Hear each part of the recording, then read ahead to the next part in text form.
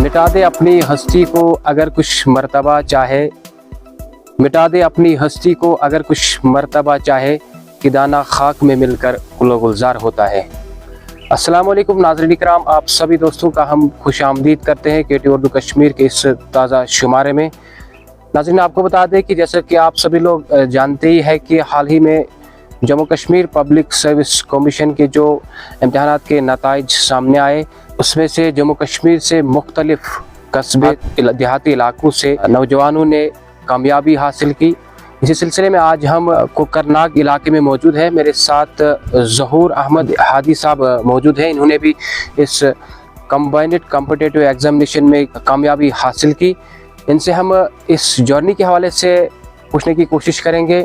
ज़हूर साहब, सबसे पहले हमारी जानिब से, हमारी टीम की जानिब से आपको बहुत बहुत मुबारक हो। सबसे पहले अपने बारे में बताइएगा। Thank you very much. मैं आपका तहे दिल से शुक्रिया अदा करता हूँ कि आप यहाँ पर आए और आपने हमें मुबारकबाद दी। तो my journey started in way back in 2018, around 2017 के एंड में, इन 2018 इट स्टार्टेड फ्रॉम दियर। तो वहाँ से मैंने स्टार्ट किया इस प्रिपरेशन के लिए। So initially, when I appeared in the first attempt, though I qualified for the interview, but I couldn't make it. I missed my final selection by 3 marks in that very attempt. I appeared for the second time again, then again missed in the interview by 3 marks. But I never gave up. My approach was simple, that I have to do it. I tried to rectify my mistakes which I had done in my earlier attempts, or what were the loopholes, or what were the shortcomings जो पिछले attempts में थे। I try to cope up with them. मैंने कोशिश की कि उनको rectify करूँ मैं। एंड फाइनली दिस ईयर अल्हम्दुलिल्लाह I was able to qualify it. तो एक चीज़ जो रही थ्रू आउट द जर्नी में, that was endurance and enthusiasm. I combined endurance with enthusiasm. Enthusiasm को मैंने घिरने नहीं दिया और एंड्योरेंस मैंने हमेशा टॉप प्रायोरिटी पे रखी। तो दैट वाज द रीज़न कि finally with the grace of Almighty I could do it. तो दोस्त साहब, इस कन्वर्सेशन को आगे बढ़ाते हुए हम सबसे पहले आपसे इस सवाल पूछना चाहेंगे, जब इस इम्तिहानात का जो नताइज है 22 अगस्त 2023 को सामने आए, सबसे पहले आपका रिजल्ट किसने देखा? सबसे पहला मेरे रिजल्ट मेरे भाई ने देखा। वो यहाँ पर ही थे। तो मैं कहीं से आ रहा था। एक्चुअली पता था मुझे कि बिकॉज JKPSC की प्रैक्टिस ये रही है कि जो पिछले 2 रिजल्ट पे, जब पिछले 2 लिस्ट थे, तो on the culmination of the date of जब the interviews were culminating on that evening, usually उन्होंने रिजल्ट डिक्लेयर कर देते हैं। और इस बार भी वही हुआ। ऑन 22 अगस्त फर्स्ट हाफ में जो थे इंटरव्यूज कलमिनेट हो गए थे, और in the second half almost around 7:15 को रिजल्ट्स आ गए। तो मेरे भाई, मैं वहाँ से आ रहा था क्योंकि मैं स्कूल भी था, तो उन्होंने ही पहले बता दिया कि यू हैव क्वालिफाइड इट। तो वो भाई ने ही पहले देखा था वहाँ पे उस। तो that was indeed an ecstatic moment for me and for my family as well. तो जैसे कि आपने कहा कि आपने 3rd अटेम्प्ट में ये अचीवमेंट हासिल की, और ये जो अचीवमेंट है, इस अचीवमेंट को हासिल करने में आपको कितने सारे चैलेंज का फेस करना पड़ा, उस हवाले से बताइएगा। देखिए, first of all let me tell you, my preparation was self centred. I am a professional, I was working as a teacher. तो सबसे फर्स्ट चैलेंज जो मेरे लिए था, तो मैं बीच में रोकना चाहूँगा। आपने इस बात का जिक्र किया कि बाय प्रोफेशन आप एक सरकारी उस्ताद किराम की हैसियत से इस वक्त फ़राइज़ अंजाम दे रहे थे। जैसे कि आप जानते हैं कि सर्विस का भी काफ़ी ज़्यादा दबाव होता है, तो उसके बावजूद भी आपने किस तरीके से अचीवमेंट हासिल की? तो एज यू मेंशन्ड कि जो पहला ये चैलेंज ही एक था कि I had to balance my studies with my profession. तो पहली बात ये है कि एक इसको बैलेंस में कैसे करूँ, how to manage my profession as well as my studies. So I devised this simple plan कि सुबह मैं 2 घंटे देता था for my studies, from 7 to 9 वो मेरा शेड्यूल था। And in the evening I usually use to start around 6, और 6 से 12 मैं पढ़ता था। एंड कभी कभी I could extend it up to 1 PM। तो वो मेरा शेड्यूल रहता था। एंड ये है कि if you have the will, if you have the patience for something, I think every obstacle makes it's way before it. तो ये था कि एक पेशेंस था, एक डेडिकेशन थी, एक एंड्योरेंस थी, जिसने मदद की मेरी कि मैं ये जो करना चाहता हूँ finally I could do it. तो ये एक चैलेंज सबसे बड़ा यही चैलेंज था मेरे लिए। रेस्ट आई डोंट थिंक कि बाकी जो चैलेंजेस हैं we can cope up with them provided these days if we talk of the current era, जहाँ पर हम बात करते हैं कि आज जो है इट इज़ द एक इंफॉर्मेशन टेक्नोलॉजी का दौर है, where you have everything available in absence of guidance. अगर आपके पास पूरी मेंटोरशिप ना भी हो but still you have resources at your disposal. For example, you can use the internet to your best advantage. Its penetration has now deepened in the society. और ये चीज़ें हैं कि you can collect the information, you can get the guidance from anywhere nowadays. तो वो चीज़ें थी, ये challenges जो थे are even at the prelims level भी, क्योंकि वहाँ पर एक diversified syllabus होता है। उस diversified syllabus को cover करना जो होता है उसमें challenges आ जाते हैं, because I am from A science background, मैं एक साइंस बैकग्राउंड से हूँ, पोस्ट ग्रेजुएट इन बॉटनी। तो यहाँ पर आपको जो ह्यूमैनिटीज़ हैं वो ज़्यादा होती है, आपको आईआर पढ़ना होता है, आपको करंट हिस्ट्री इकोनॉमी, वो सब चीज़ें जो है। तो इनिशियली जब हम स्टार्ट करते हैं तो we do face certain obstacles, हमें थोड़ी बहुत हो जाती है, कठिनाइयाँ आ जाती है, but once you are committed, अगर आप में कमिटमेंट है, अगर आप कमिटेड हो किसी चीज़ के लिए, आई डोंट थिंक कि फिर आप रुक जाओगे। ठीक है, अगर आपको चैलेंज आ जाता है, हर किसी के पास आ जाता है, वी डोंट हैव, मतलब एक डाइवर्सिफाइड व्यू हमारे पास होना बहुत ज़रूरी होता है। With the passage of time अगर आप किसी चीज़ को पढ़ते हो, यू रिवाइज द थिंग्स, वो इंपॉर्टेंट चीज़ रहती है। You have to clarify whatever you study, और उसके बाद आप रिविजन पे बहुत ज़्यादा जोर देते हो। And that was my simple strategy, I used to revise the things. और ये एक चीज़ था। दूसरा कि आई ऑलवेज जो हैं, मतलब करंट में हैं जो मतलब हमारे पास जो सोर्सेज है अवेलेबल ऑन द इंटरनेट, बहुत सारी चैनल्स हैं और हमारे पास जो कि आपको कंटेंट देते थे, अप्रोप्रिएट कंटेंट देते हैं अभी भी। तो I try to utilise that, वही मेरा सिंपल प्लान था फॉर दिस एग्जामिनेशन। तो आपसे और एक सवाल पूछना चाहेंगे, ये जो आपकी जर्नी है, आपकी स्कूलिंग कहाँ से हुई? सवाल श्योर। तो एक्चुअली मैं स्कूलिंग यहाँ पर से ही, मतलब अपने जो मेरा लोकल गाँव यहाँ से हुई। जिस स्कूल में आज मैं टीचर हूँ वही मेरी स्कूलिंग हुई है। और उसके बाद I went to higher secondary कोकरनाट।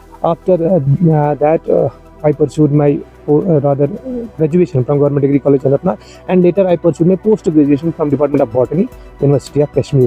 तो ये मेरी जो स्टडी थी दैट मीन्स उसी स्कूल से स्टार्ट किया है मैंने, जहाँ पे मैं टीचर भी मतलब अपॉइंट हुआ बाद में।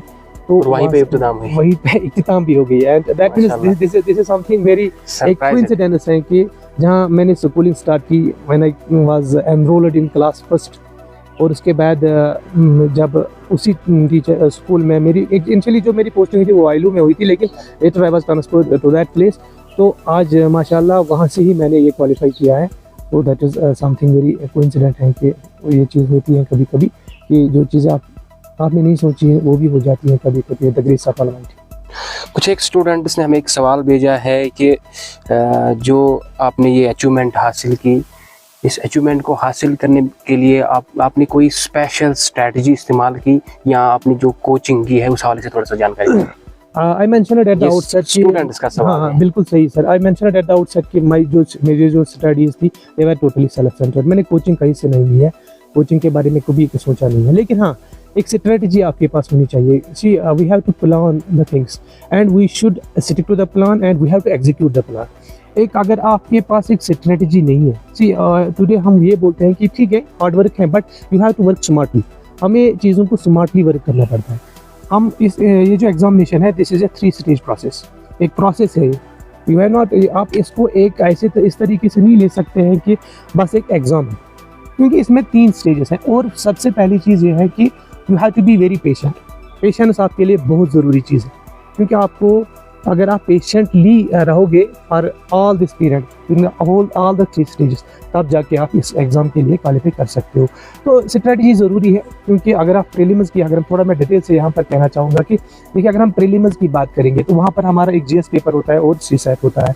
तो सीसैट में आप मतलब कैसे टाइम को मैनेज करोगे, वहाँ पर जो मतलब एप्टीट्यूड होता है और कॉम्प्रहेंशन होता है, आप उस चीज़ को कैसे मतलब हैंडल कर दोगे, उसके लिए आपको स्ट्रेटजी होनी चाहिए, एक प्रॉपर प्लानिंग होनी चाहिए। सपोज आप if I will talk of my self, तो मैंने 2 घंटे का पेपर होता है सीसेट में स्पेशली, तो मैंने उसको 2 parts, I divided it into 2 parts. तो पहले पार्ट में मैंने ये सोचा था कि मैं कॉम्प्रहेंशन को क्लियर कर देता हूँ, और जो दूसरा पार्ट होता है उसमें मैंने एप्टीट्यूड मतलब एप्टीट्यूड के क्वेश्चंस कर दिए, तो दैट वे सीसेट करने में मुझे बहुत आसानी होगी।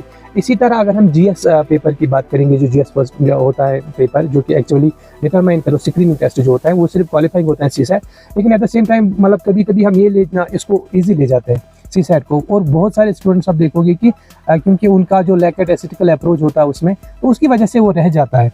तो दैट मीन्स हमें प्रॉपर दो एक क्वालिफाइंग पेपर है CSAT, but we have to give equal weightage to that paper as well. ये स्ट्रेटजी प्रीलिम्स के लिए थी।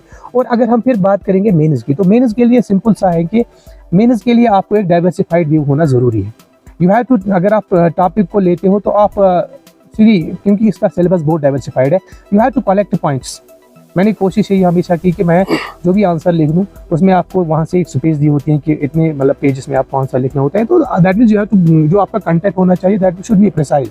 ये एक चीज़ होती है। दूसरी कि आई ट्राइड कि मैं पॉइंट्स में ही आंसर को लिखूँ, मैंने पॉइंट्स में आंसर ब्रेकअप किया आंसर को उसके से, और I supplemented my answers with flow charts with diagrams. जहाँ पर भी फिजिबल था वहाँ पर मैंने डायग्राम्स लगा दिए, वहाँ पर मैंने मतलब जो फ्लो चार्ट होता है उसके थ्रू मैंने एक्सप्लेन करने की कोशिश की। तो ये मेंस के लिए अप्रोच था। तो also you have to take, जो ऑप्शनल पेपर आता है वो आपकी स्ट्रेंथ भी होनी चाहिए, और जीएस भी इतना ही इंपॉर्टेंट है। इट इज़ नॉट कि आप किसी पेपर को एज सच ले सकते हो, you have to give equal weightage, लेकिन कुछ पेपर्स को आपको क्या मतलब you should not miss a single question from that. You are expected कि जो आपका ऑप्शनल पेपर होगा वहाँ से आपको कुछ स्किप नहीं होना चाहिए।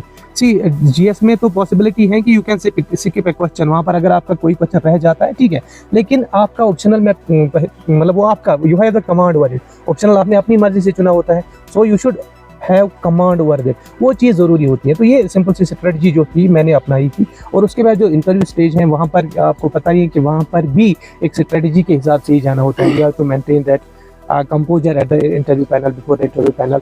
You have to be precise, you have to be very specific। वहाँ पे ये चीज़ें हैं जिनका मतलब हमें ख्याल रखना पड़ता है जूनियर एग्जामिनेशन। ये जो पब्लिक सर्विस में आपका मन बन गया, ये कब से बन गया और इसमें आने के लिए आपका मुद्दा और मकसद क्या था, उस हवाले से थोड़ा सा बताइएगा। जी एक्चुअली पब्लिक सर्विस में आने का सबसे बड़ी इंस्पिरेशन ये होती है कि यू शुड मतलब work for the society in a different capacity. देखिए अगर आप बात करेंगे, मैं एक टीचर हूँ तो उस लिहाज से भी मैं सर्विस कर सकता हूँ, मतलब that is the noble profession है टीचिंग, तो वहाँ से भी हम सर्विस कर सकते हैं। बट देखिए जो डाइवर्सिफिकेशन पब्लिक सर्विसेज में है, you touch the lives of so many people and you can work for the society, for the people in a different capacity. वो एक चीज़ होती है जो कि इंस्पायरेशन देती है इंसान को। और सबसे बड़ी इंस्पायरेशन यही थी कि अगर पब्लिक सर्विस में मुझे जो मतलब डाइवर्सिफिकेशन, जो एक वास्ट लैंडस्केप मिल जाता है, वो शायद टीचिंग में रह के नहीं मिलता। बिकॉज अगर हम टीचिंग भी बात करेंगे तो वहाँ पर एक मोनोपोली हो जाती है, लेकिन यहाँ पर जो है जो डाइवर्सिटी इस एग्जामिनेशन इस फील्ड की है, क्योंकि मतलब एक डाइवर्सिफाइड आउटलुक आपको दे देता है, वो सबसे इम्पॉर्टेंट है।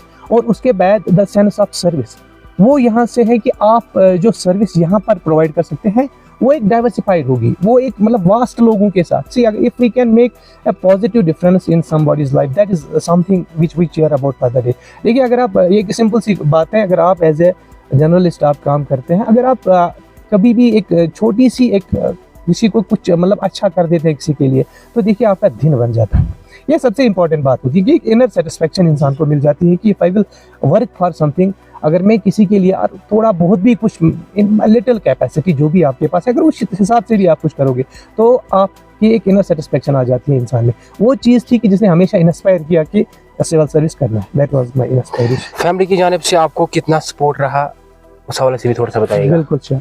तो आई थिंक ये भी बताइएगा कि फैमिली में आपको कौन कौन है, बिल्कुल किसने ज़्यादा सपोर्ट किया। आई थिंक जो फैमिली है दैट वाज ऑलवेज सपोर्टिव। सबसे इम्पोर्टेंट बात जो थी कि फैमिली का सपोर्ट हमेशा रहा। What ever I did, when ever जो भी मैंने करने की कोशिश चाह की, तो मेरी फैमिली हमेशा मेरे पीछे ही मतलब खड़ा थी। स्पेशली मैं बात करूँगा अपने पेरेंट्स की, specially my father. He was like कि एक सॉलिड स्टोन की तरह वो मेरे पीछे रहे, उन्हें एक स्ट्रेंथ दी। कि मैंने आपको पहले भी बता दिया कि दिस वाज नॉट कि मैं पहले ही अटेम्प्ट में मैंने क्वालिफाई कर दिया हो। मेरी जो स्ट्रगल थी ये थोड़ा see I made it in the third attempt.